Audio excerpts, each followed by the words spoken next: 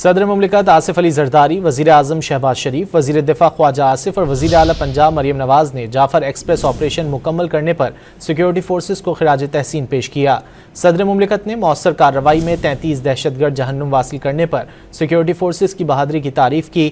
وزیر اعظم نے اپنے بیان میں کہا کہ سیکیورٹی فورسز کے جوانوں کی پیشہ ورانہ مہارت کی بدولت جعفر ایکسپریس آپریشن بغیر کسی بڑے نقصان کے کامیابی سے سر انجام دیا گیا۔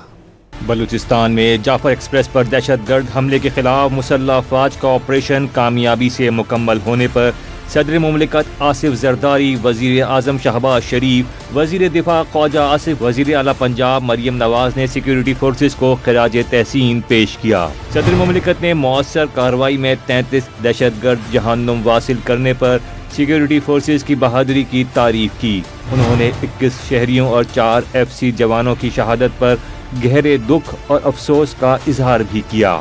وزیر اعظم شہباز شریف نے کہا کہ سیکیورٹی فورسز کے جوانوں کی پیشہ ورانہ مہارت اور فوج کے سپہ سالار کی متحرک قیادت کی بدولت جعفر ایکسپریس آپریشن بغیر کسی بڑے نقصان کے کامیابی سے سر انجام دیا گیا۔